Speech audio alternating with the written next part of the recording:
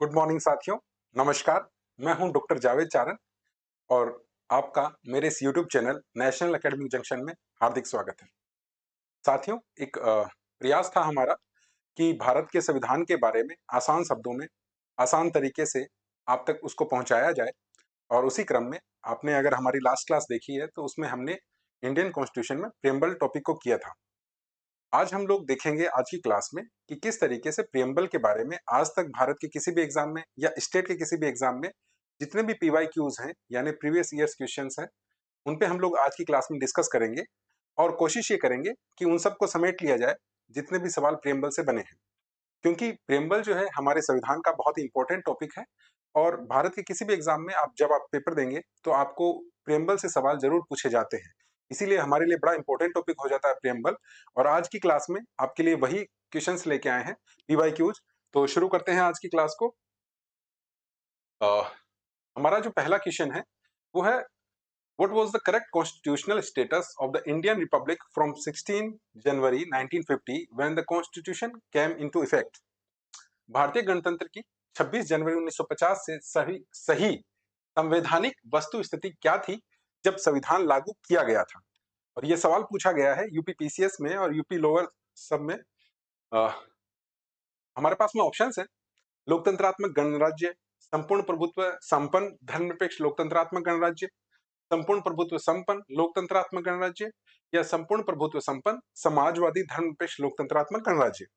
Options हैं democratic republic, sovereign secular democratic republic, sovereign democratic republic या sovereign socialist secular democratic republic. देखिए सवाल सीधा सा क्या पूछ रहा है, इसमें इसने डेट दे दिया है आपको कि जो भारत का जो गणराज्य है वो 26 जनवरी 1950 में उसकी क्या स्थिति थी।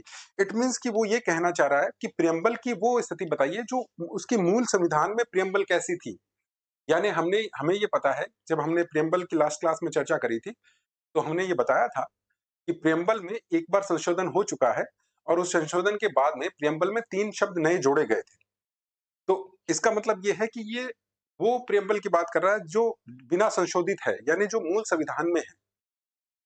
तो उस समय संविधान की स्थिति क्या थी उस पर भी हमने जिक्र किया था। तो उस समय हमारे संविधान की जो भाषा थी वो ये थी कि हम भारत के लोग भारत को एक संपूर्ण प्रभुत्व संपन्न लोकतंत्रात्मक गणराज्य बनाने के लिए तथा उसके समस्त नागरिकों को। तो उस समय जो हमारे स्टेट की जो पोजीशन थी, जो स्थिति थी वो ये थी कि संपूर्ण प्रभुत्व संपन्न तो था लेकिन लोकतंत्रात्मक गणराज्य था। यानी जो 2 शब्द थे वो मिसिंग थे। कौन कौन से? समाजवादी और धर्मनिरपेक्ष शब्द क्या थे? मिसिंग थे।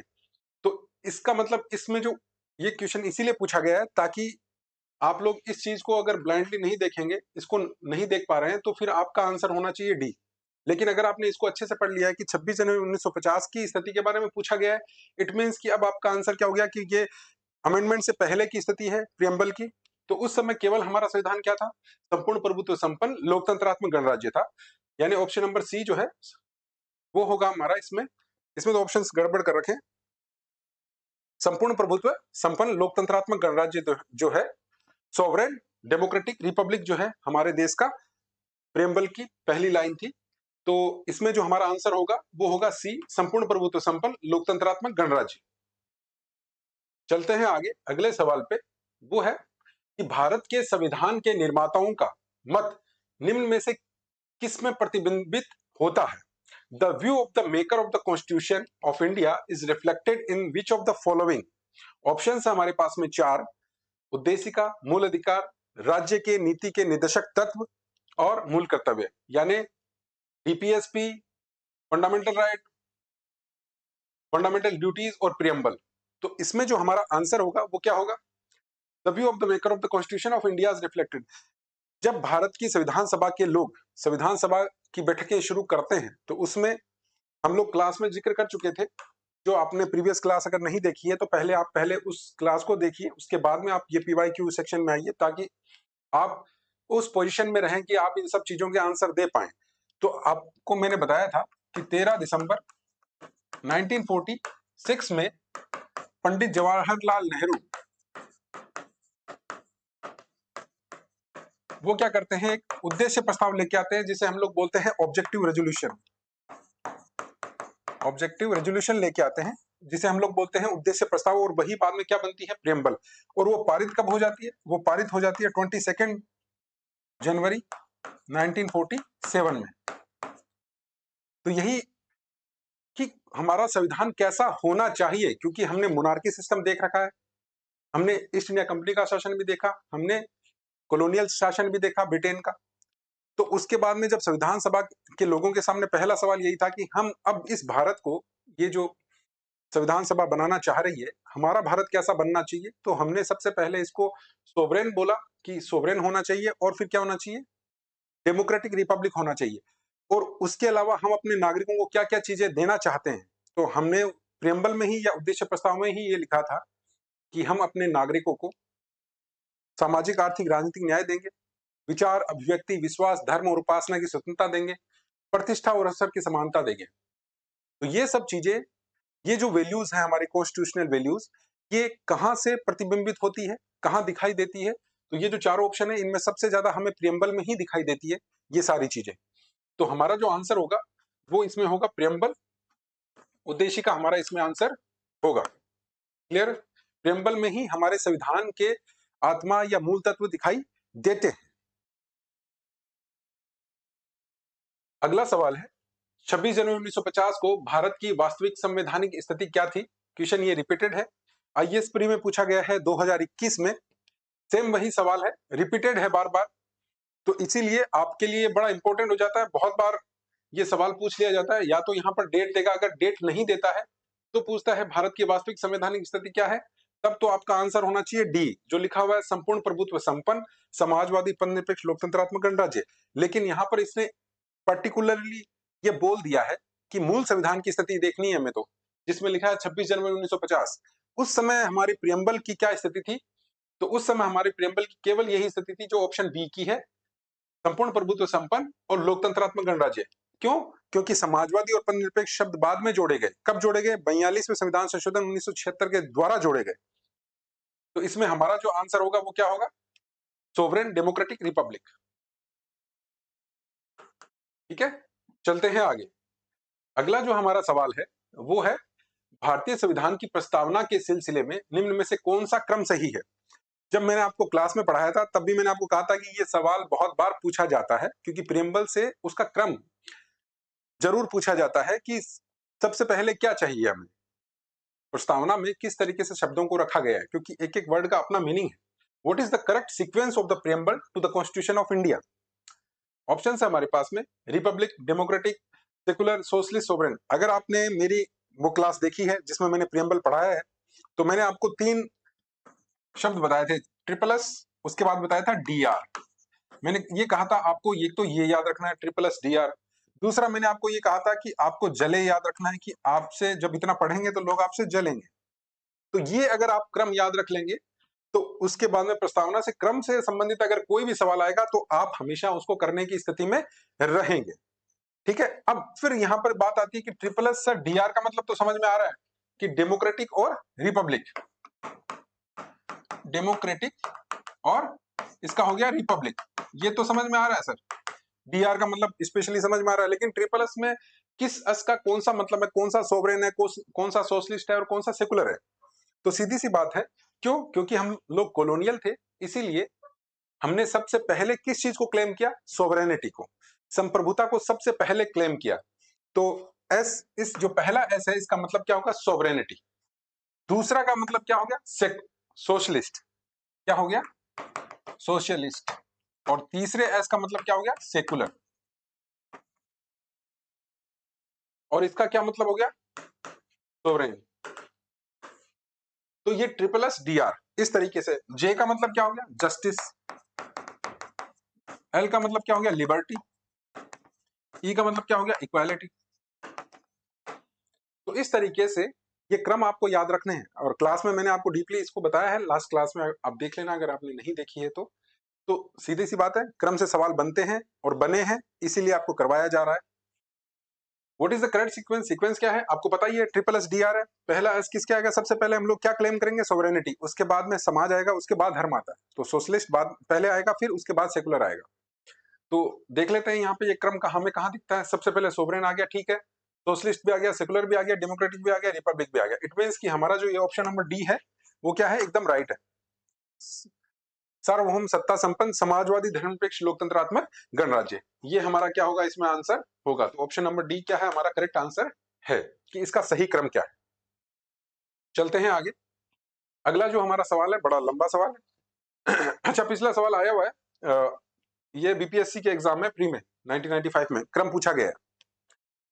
ये है हमारे प्रेम्बल की ये भाषा ही है पूरी।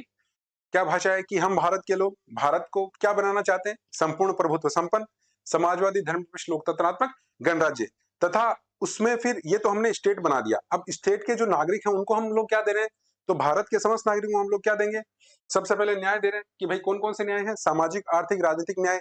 उसके बाद में स्वतंत्रता दे रहे हैं, कितने प्रकार की, 5 प्रकार की। कौन कौन सी, विचार, अभिव्यक्ति, विश्वास, धर्म और उपासना की स्वतंत्रता। उसके बाद में और क्या दे रहे हैं हम लोग, समानता दे रहे हैं। किन किन चीजों की, प्रतिष्ठा और अवसर की समानता। और बाद में क्या करना है इसको, इस संविधान को, इस संविधान सभा को आज कौन सी डेट, यहां पर क्या पूछ रहा है, कोई डेट पूछ रहा है कि कब इस संविधान को हमने अंगीकृत किया, अधिनियमित किया और आत्मान्वित किया। इनेक्ट कब किया, अडोप्ट कब किया और गिव टू आवरसेल्व्स कब दिया हमने इसको। तो ये पर्टिकुलर आपको डेट पूछी गई है। We the people of India having solemnly resolved the constituent India into a sovereign socialist secular democratic republic and to secure to all its citizens, क्या दे रहे हैं हम लोग, social economic and political justice, liberty of thought expression belief faith and worship, equality of status and opportunities and to promote among them. ये सारा हम लोग कब दे रहे हैं, adopt enact and give to ourselves कब दे रहे हैं हम लोग, डेट पूछा गया है। तो मैंने आपको बताया था कि संविधान की प्रस्तावना में ही संविधान को पारित करने की डेट दे रखी है। और वो कौन सी डेट है, हमारे पास में 4 ऑप्शन है। तो ऑप्शन है 26 जनवरी 1950। इस समय तो हमारा संविधान क्या हुआ था, लागू हुआ था, लागू हो गया था। लेकिन पारित कब हुआ था, जो प्रियम्बल में डेट दे रखी है वो कौन सी है, वो डेट है ये, इसको मैं मिटा देता हूं।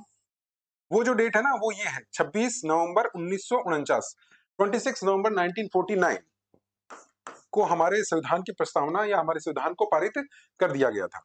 अब इससे संबंधित कुछ और फैक्ट भी हैं जो यहीं के यहीं कर लेते हैं। ये आईएएस प्री 1997 में ये सवाल पूछा गया है। इससे संबंधित और क्या क्या फैक्ट है, देखो प्रियम्बल में ये चीज तो लिखी गई है, कौन सी, कि 26 नवंबर 1949 को हमारा संविधान को पारित कर दिया गया। अब इसके रिगार्डिंग और क्या क्या है, तो 2015 से, कब से, 2015 से, 2015 से हमने क्या किया है, 26 नवंबर को हम लोग किस दिवस के रूप में मना रहे हैं, कॉन्स्टिट्यूशनल डे के रूप में मना रहे हैं। इसको हम लोग किस दिवस के रूप में मना रहे हैं, संविधान दिवस के रूप में मना रहे हैं। किसको, इस डेट को, कौन सी डेट को, 26 नवंबर को, जिस दिन हमारा संविधान पारित होता है उस डेट को हम लोग किस डे के रूप में मनाते हैं, संविधान दिवस या कॉन्स्टिट्यूशनल डे के रूप में मनाते हैं। और ये हमने कब से शुरू किया, 2015 से। तो इसका मतलब ये हुआ कि उससे पहले क्या हम लोग इतने अवेयर नहीं थे क्या, कि हमने 26 जनवरी को तो हम लोग शुरुआत से मनाते आ रहे हैं। हर स्कूल, हर किसी भी पब्लिक स्पेस में हम लोग अपने गणतंत्र दिवस और स्वतंत्रता दिवस तो मनाते हैं। लेकिन इतना इंपॉर्टेंट दस्तावेज हमारा संविधान है, उसको जो पारित करने की डेट है 26 नवंबर 1949, उसको हम लोग 2015 से हमने संविधान दिवस के रूप में मनाना शुरू किया है। तो उससे पहले हम लोग इसको किस रूप में मनाते थे, तो 2015 से पहले हम लोग इसको लीगल डे या विधि दिवस के रूप में इसको मनाते थे। तो ये सवाल बनता है और पूछा भी गया है, जो स्टेट के एग्जाम है, जैसे राजस्थान में ये पूछा गया था एक बार कि 26 नवंबर 1949 ये डेट है। 26 नवंबर कब से संविधान दिवस मनाना शुरू किया हमने, 2015 से। अच्छा, उससे पहले किस रूप में मनाते थे, तो विधि दिवस के रूप में इसको मनाते थे। क्लियर है, ये आपको याद रखने वाला फैक्ट है कि 2015 से हम लोग मना रहे हैं। ठीक है, अगले सवाल की ओर बढ़ते हैं। अगला जो सवाल है हमारा है कि भारत के संविधान की प्रस्तावना में कितने प्रकार के न्याय, स्वतंत्रता, समानता एवं भ्रातृत्व का उसी क्रम में उल्लेख किया गया है। In the preamble to the Constitution of India, how many types of justice, liberty, equality and fraternity are mentioned in the following order?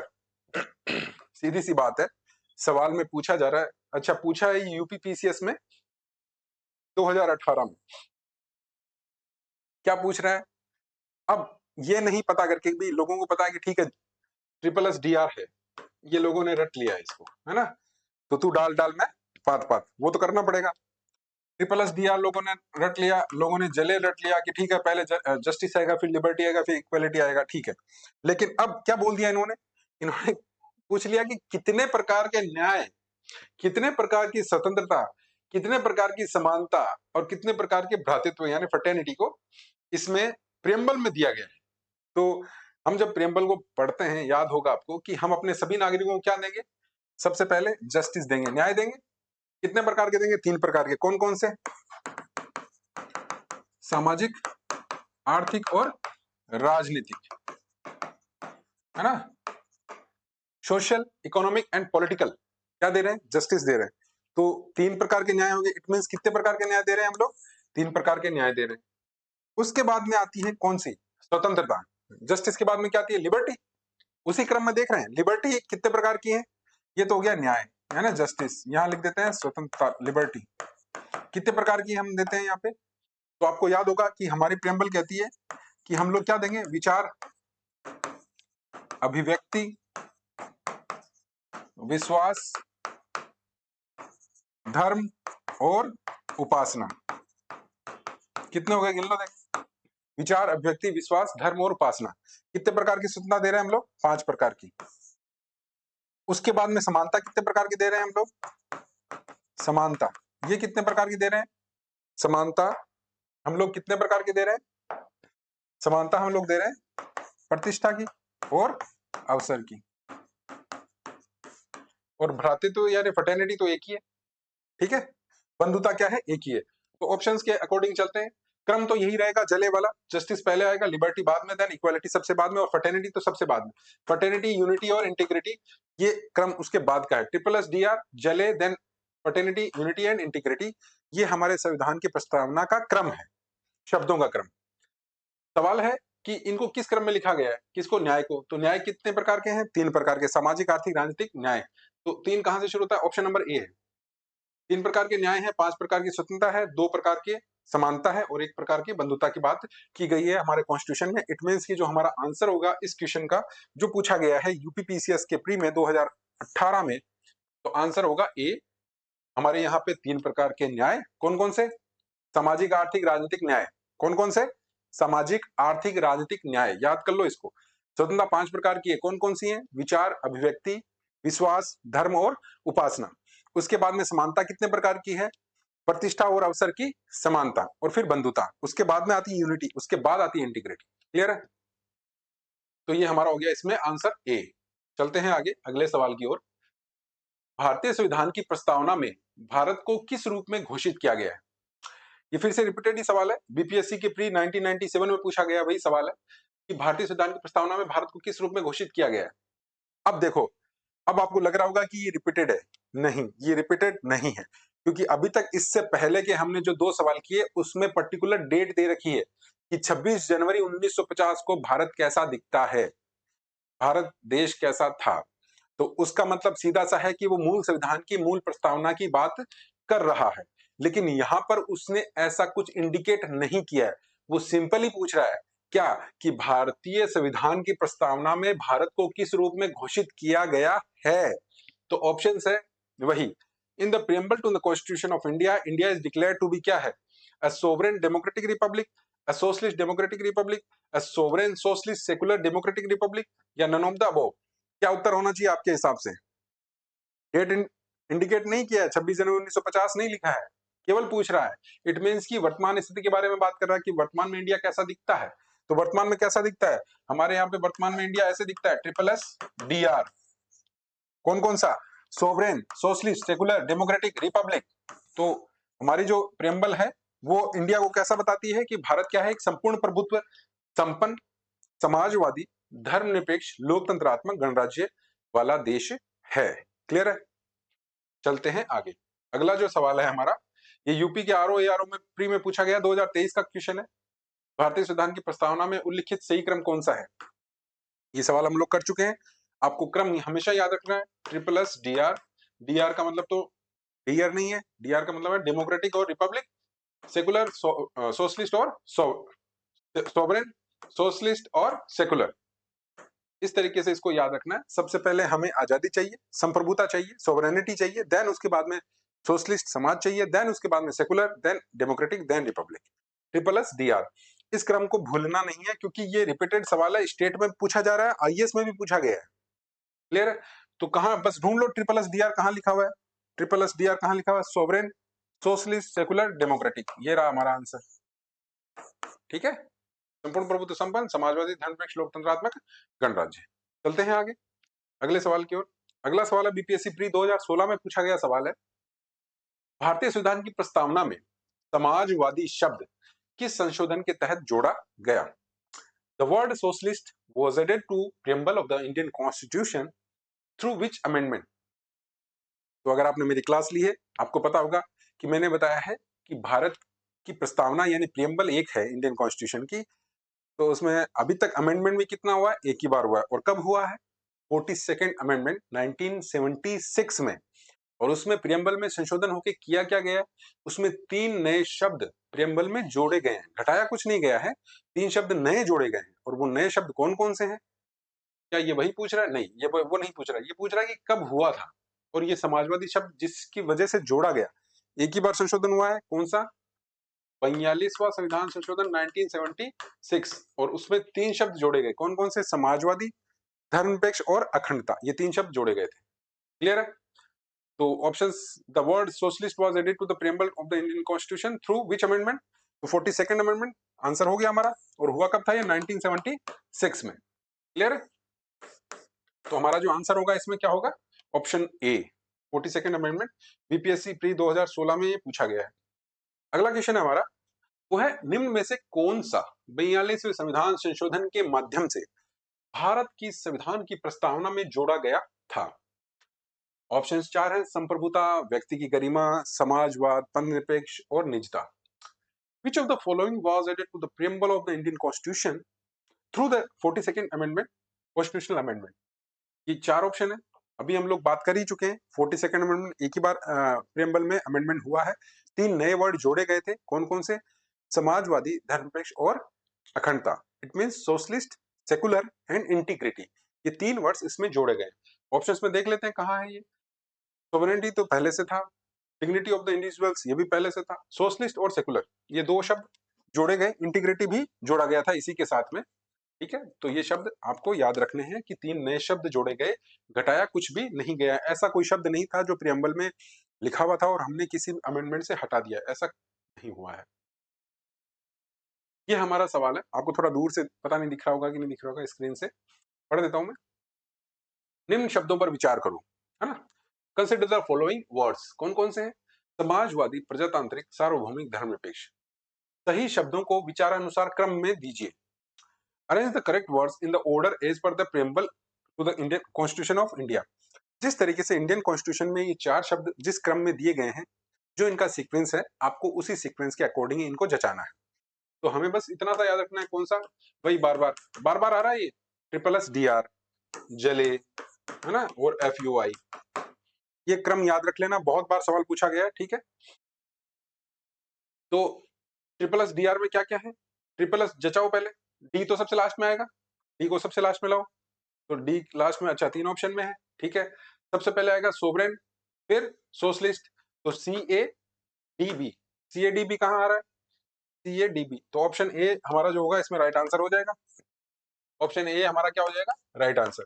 सबसे पहले क्या आएगा? सोवरेन, उसके बाद में सोशलिस्ट, फिर सेकुलर और उसके बाद में डेमोक्रेटिक। क्लियर है? चलते हैं आगे।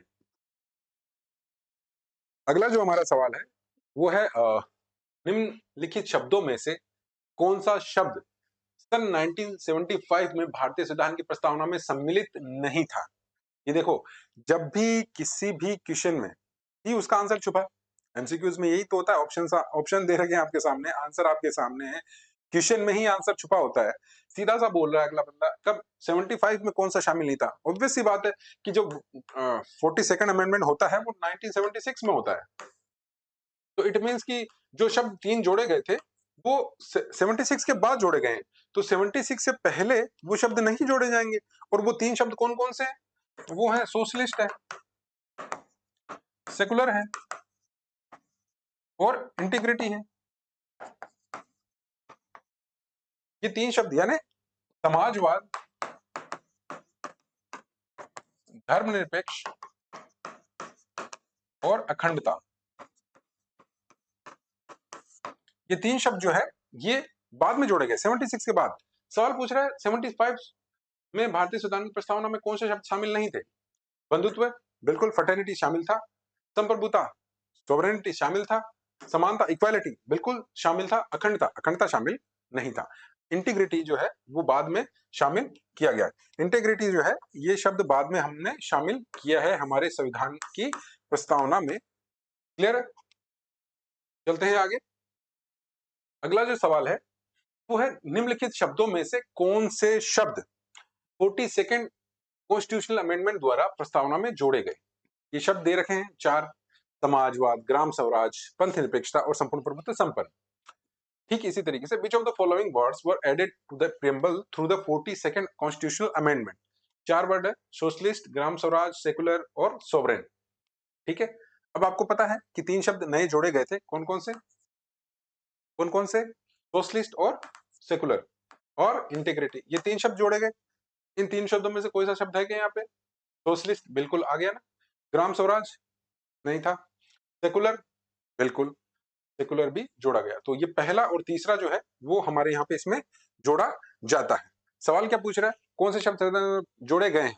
तो जोड़े गए हैं, सही चयन कीजिए। तो समाजवाद और पंथ निरपेक्षता ये दो ही जोड़े गए हैं, पहला और तीसरा ही जोड़ा गया है।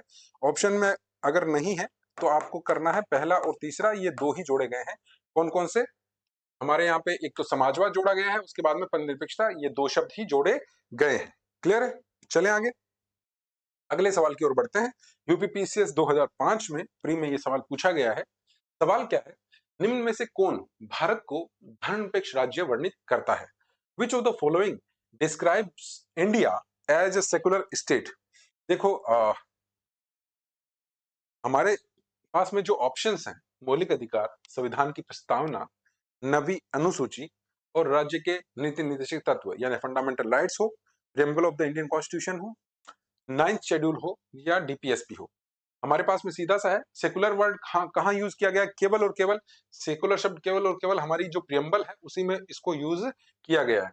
हाँ, भावना में देखें तो डीपीएसपी में दिखता है, ठीक है, फंडामेंटल राइट्स में भी दिखता है। लेकिन अगर इस शब्द का पर्टिकुलर यूज किया गया है तो वो यूज केवल अगर देखा जाए तो प्रियम्बल में ही किया गया है। और यहाँ यही लिखा है कि किस धर्मनिरपेक्ष राज्य वर्णित करता है। कौन करता है? हमारी प्रियम्बल करती है। क्या कहती है? कि हम भारत के लोग भारत को क्या बना रहे हैं? हम भारत के लोग भारत को एक संपूर्ण प्रभुत्व संपन्न समाजवादी धर्मनिरपेक्ष राज्य बना रहे हैं। धर्मनिरपेक्ष राज्य, तो ये कौन बताता है? हमारी प्रियम्बल। चलते हैं आगे, अगले क्वेश्चन की ओर बढ़ते हैं। हमारा अगला सवाल है, भारतीय संविधान की प्रस्तावना में धर्मनिरपेक्ष व समाजवादी शब्द कब जोड़े गए? अभी हम लोग इस पे चर्चा करके गए हैं। The word secular and socialist were added to the preamble of the Indian constitution through which amendment? एक ही बार अमेंडमेंट हुआ है, बस आपको यही याद रखना है। और वो कौन सा था? 42nd अमेंडमेंट था। हुआ कब था? 1976 में। बस आपको यही याद रखना है कि एक ही बार अमेंडमेंट हुआ है और वो कौन सा है? 42nd amendment 1976। उसमें तीन शब्द जोड़े गए, सोशलिस्ट, सेकुलर और इंटेग्रिटी। चले आगे, अगला क्वेश्चन है हमारा, संविधान की उद्देशिका के संबंध में निम्न कथनों पर विचार करिए और दिए गए कोड की सहायता से बताइए कि इनमें से कौन सही है। ऑप्शंस है हमारे पास में कि पंडित नेहरू द्वारा प्रस्तुत ऑब्जेक्टिव प्रस्ताव अंत्योदगत व उद्देशिका बना, ठीक है, इसकी प्रकृति न्याय योग्य नहीं है, ठीक है, इसका संशोधन नहीं किया जा सकता, ये बात गलत है। संशोधन इसमें हुआ है, 42nd अमेंडमेंट हुआ है एक बार 1976 में।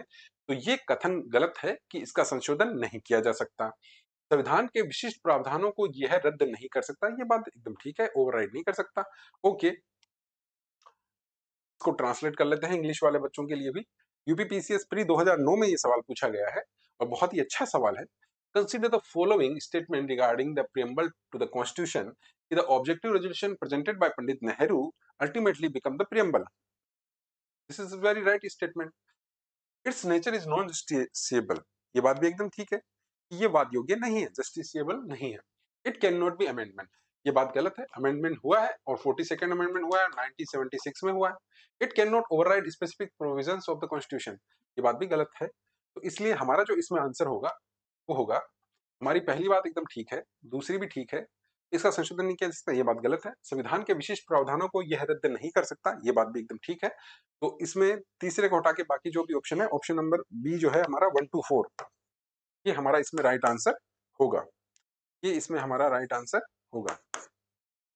ठीक है, ये it can not over right. ठीक है, चलते हैं आगे। ये संविधान का भाग जरूर है। हम लोग जब प्रियम्बल की डिस्कशन कर रहे थे लास्ट क्लास में, आपको देखना पड़ेगा उससे पहले कि सबसे लास्ट में मैंने प्रियम्बल के वाद बताए थे, आपको केसेस बताए थे। तो उसमें मैंने ये बताया था कि 1960 में एक बेरुबाड़ी केस होता है जिसमें ये बोला गया कि प्रस्तावना संविधान का भाग नहीं है, it's not a part of Indian constitution. ठीक है, क्योंकि जो 22 भाग हैं, 395 आर्टिकल्स हैं, 12 शेड्यूल्स हैं, उसमें कहीं पर भी प्रियम्बल नहीं है। इट मीन्स कि वो हमारे कॉन्स्टिट्यूशन का पार्ट नहीं है। लेकिन 1973 में केशवानंद भारती बनाम केरल राज्यवाद आता है और उसमें ये कहा जाता है कि प्रियम्बल भारत के संविधान का भाग है, हिस्सा है, अभिन्न अंग है। ठीक है, और उसमें संशोधन किया जा सकता है। ये 1973 में जैसे ही बोला, 76 में अमेंडमेंट हुआ और 3 शब्द उसमें जोड़ दिए गए। क्लियर है? अगले सवाल की ओर हम लोग आ चुके हैं। अगला सवाल है, किस संविधान संशोधन के द्वारा प्रस्तावना में समाजवादी शब्द जोड़ा गया? ये बार बार रिपीटेड हो रहा है क्योंकि अलग अलग स्टेट के एग्जाम में ये बार बार सवाल आए हैं। इसीलिए मैं कहता हूँ कि ये प्रियम्बल बड़ा इंपॉर्टेंट टॉपिक है। अभी भी हमने बहुत सारे, जैसे राजस्थान, हरियाणा, उनके जो स्टेट बोर्ड है उनको तो छोड़ ही रखा है। डीएसएसबी और वगैरह, जो आप अगर किसी भी टीचर्स एजुकेशन में आप जाएंगे, जैसे रीट हो गया, चाहे आपका सीटेट हो गया, या first grade, second grade, third grade, उनके पेपर्स तो हमने देखे ही नहीं है। हम लोग तो खाली स्टेट पीसीएस की बात करें, उसमें से आप सोचिए कि इतनी बार रिपीटेड सवाल हैं। अगर आप रेलवे, पुलिस और एसएससी के सवाल उठाएंगे तो आपको 100% यही सवाल दिखेंगे। हमने खाली पीसीएस उठाए हैं, तब ये सवाल इतने रिपीटेड में दिख रहे हैं आपको। ठीक है, सेम वही सवाल है बार बार। समाजवादी शब्द को कब जोड़ा गया?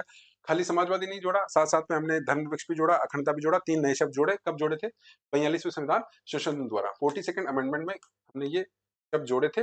मैं बार बार बोल रहा हूं इसीलिए, ताकि आप लोगों को ये याद हो जाए कि प्रियम्बल में केवल एक बार अमेंडमेंट हुआ है, शब्द जोड़े ही गए हैं, घटाए नहीं गए हैं।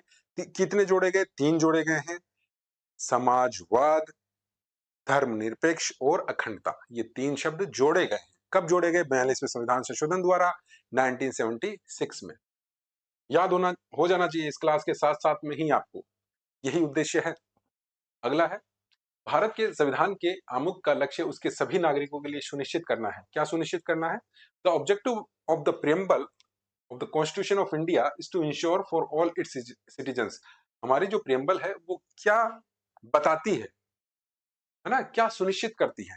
ठीक है, ऑप्शन है, सामाजिक तथा आर्थिक न्याय, अवसर की समानता, व्यक्ति की प्रतिष्ठा, विचार और अभिव्यक्ति की स्वतंत्रता। बिल्कुल, ये सारी की सारी चीजें क्या करती है? सुनिश्चित करती हैं। हमारी प्रियम्बल साफ साफ बोलती है, क्या बोलती है? कि हम अपने सभी नागरिकों को क्या देंगे? सामाजिक, आर्थिक, राजनीतिक न्याय तथा विचार, अभिव्यक्ति, विश्वास, धर्म और उपासना की स्वतंत्रता देंगे। समानता क्या देंगे? प्रतिष्ठा और अवसर की समानता देंगे। उन सब में क्या देंगे? व्यक्ति की गरिमा, राष्ट्र की एकता और अखंडता को बढ़ाने वाली बंधुता सुनिश्चित करने के लिए ये सारी चीजें लिखी गई हैं हमारी प्रियम्बल में। क्लियर है?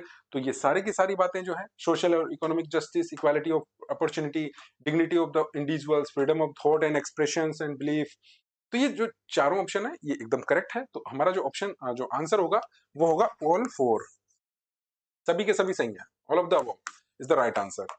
यूपी में सब इंस्पेक्टर में ये पूछा गया। चलो आगे चलते हैं। अगला सवाल है, 26 नवंबर 1949 को अंगीकृत भारतीय संविधान की प्रस्तावना में शब्द सम्मिलित नहीं थे। यहाँ पे सीधी सी बात है, सीधा सा पूछ लिया है कि संविधान पारित होने की डेट पे कितने थे, क्या क्या शब्द थे और उस समय कौन से शामिल नहीं थे। तो जो नए शब्द जोड़े गए हैं वही तो शामिल नहीं थे, वही तो इसलिए बाद में जोड़े गए। तो जो शब्द शामिल नहीं थे वो कौन कौन से थे? समाजवाद, धर्मनिरपेक्ष और अखंडता, यानी सोशलिस्ट, सेकुलर एंड इंटेग्रिटी। ये शब्द शामिल नहीं थे। ऑप्शन में देख लो अगर ये शब्द आपको मिल रहे हैं तो। सोशलिस्ट मिल गया है, सेकुलर भी मिल गया है, इंटेग्रिटी भी मिल गया है, रिपब्लिक तो लिखा हुआ ही था, डीआर तो लिखा हुआ है, डीआर तो लिखा हुआ है, डेमोक्रेटिक रिपब्लिक तो शुरुआत से ही था हमारे यहाँ पे, सॉवरेनिटी भी शुरुआत से ही था। तो ये 3 शब्द थे, 1 2 3। देख लो ऑप्शन में 1 2 3 कहाँ है? ये रहा हमारा, तो ये आंसर हो गया हमारा 1 2 3। ठीक है, ये शब्द जब प्रस्तावना, ये हमारा संविधान लागू हुआ था उस समय ये शब्द नहीं थे। 1976 में इसको बाद में जोड़ा गया, 42nd अमेंडमेंट के बाद। अगला सवाल है, यूपीपीसीएस प्री के 1991, 2010, 2013 में ये सवाल रिपीटेडली पूछा गया है। कौन सा? और ये बार बार आ भी गया है भारतीय संविधान की प्रस्तावना में पंचनिरपेक्ष शब्द कब जोड़ा गया। देखो सीधी सी बात है, तीनों शब्दों को बार बार कभी कभी समाजवाद के बारे में पूछ लिया, कभी पंचनिरपेक्ष के बारे में पूछ लिया, कभी अखंडता के बारे में पूछ लिया, है ना।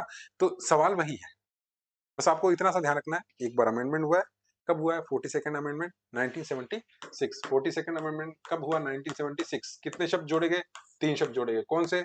सोवरेन, सॉरी सोशलिस्ट, सेकुलर और इंटेग्रिटी, ये 3 शब्द जोड़े गए हैं। बस आपको इतना सा ध्यान रखना है। हुआ कब था अमेंडमेंट? 42nd अमेंडमेंट 1976, याद रखना बस।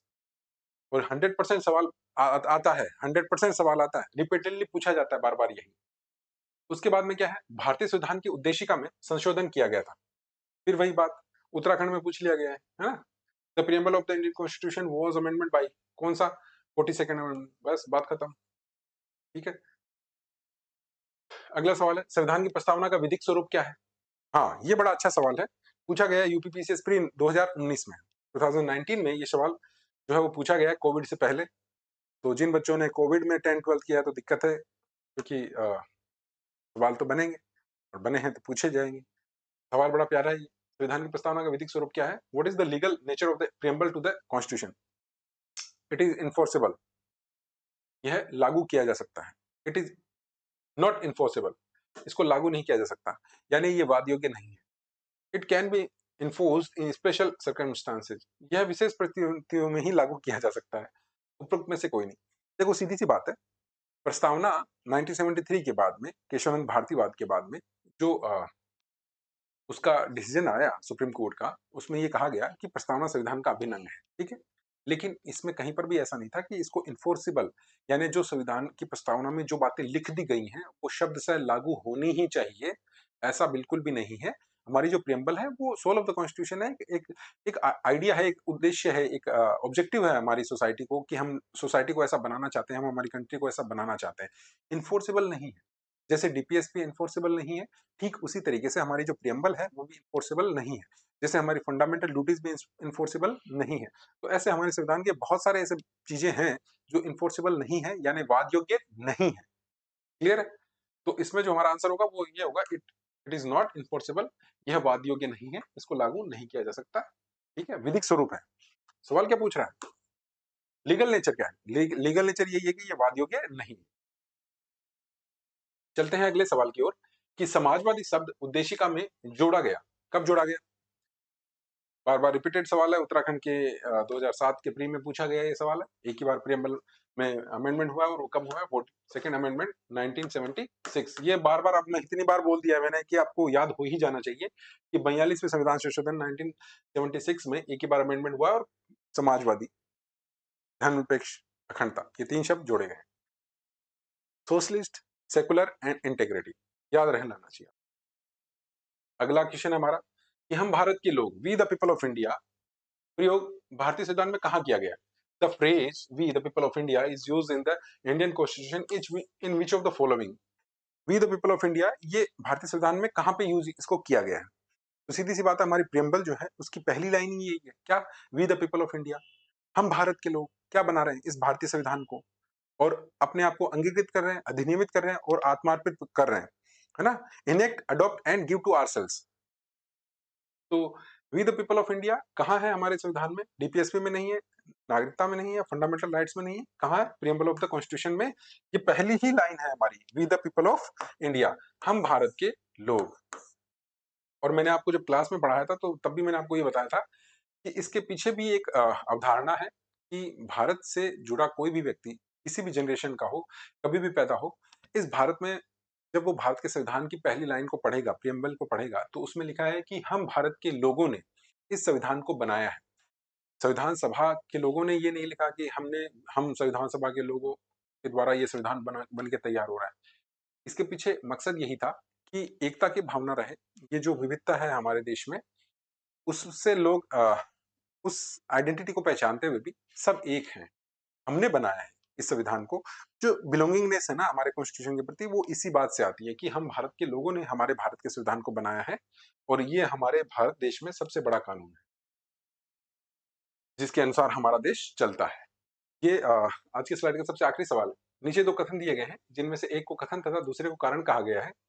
भारत एक संपूर्ण प्रभुत्व संपन्न समाजवादी धर्मनिरपेक्ष लोकतंत्रात्मक गणराज्य है। इसे 42वें संविधान संशोधन 1976 द्वारा संपूर्ण प्रभुत्व संपन्न लोकतंत्रात्मक गणराज्य के स्थान पर प्रतिस्थापित किया गया है। बात एकदम ठीक है? बिल्कुल एकदम ठीक है। भारत एक संपूर्ण प्रभुत्व संपन्न समाजवादी धर्मनिरपेक्ष लोकतंत्रात्मक गणराज्य है और 42nd अमेंडमेंट 96 के द्वारा इसमें पहले ये शब्द था, उसके बाद में अब ये शब्द शामिल कर दिया गया है। तो कथन और कारण दोनों सही है और ए आर की सही व्याख्या करता है। इंग्लिश वाले बच्चों के लिए भी पढ़ देता हूँ। छत्तीसगढ़ के पीसीएस प्री 2019 का ये सवाल है।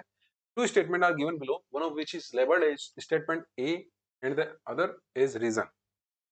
स्टेटमेंट क्या है? India is a sovereign socialist secular democratic republic. Clear है? रीजन क्या रहा कि this was substitute in place of sovereign democratic republic by the 42nd constitutional amendment 1976। बात एकदम ठीक है। तो हमारा जो इसमें आंसर हो जाएगा कि ठीक है, करेक्ट है, और ये इसका एक्सप्लेनेशन भी एकदम सही करता है। तो उम्मीद करता हूं कि आपको ये क्लास पसंद आई होगी और इसका एक सेक्शन और रह गया है। जो फ्रिक्वेंटली आस्क्ड क्वेश्चंस हैं वो सेकंड पार्ट में आपको करवा दिया जाएगा और उसके बाद आप यकीन मानिए कि प्रेम्बल से कहीं पर भी भारत के किसी भी एग्जाम में, स्टेट हो चाहे सेंटर किसी भी एग्जाम में, आप हमेशा प्रेम्बल से कोई भी सवाल होगा तो आप हमेशा उसको करने की स्थिति में रहेंगे। तो मुझे इजाजत दीजिए दीजिए और मेरे इस चैनल को, नेशनल एकेडमिक जंक्शन को, आप लाइक कीजिए। अगर आपको क्लास पसंद आई है तो आप कमेंट बॉक्स में अपने विचार लिखिए, और क्योंकि वो आप जो लिखेंगे वो मुझे और मोटिवेट करेगा आपके लिए और बेहतर क्लास लाने के लिए। पूरी कॉन्स्टिट्यूशन की हम लोग सीरीज आपको यूट्यूब पे मेरे इस चैनल पे आपको मिल जाएगी बहुत ही जल्द।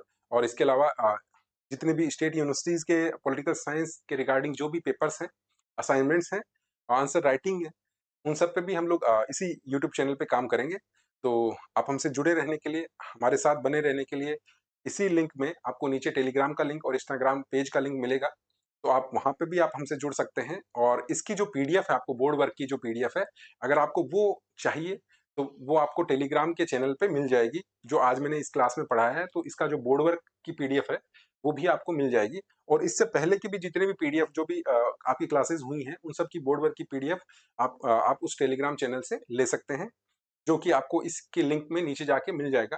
तो तब तक के लिए धन्यवाद। जय हिंद, जय भारत, नमस्कार।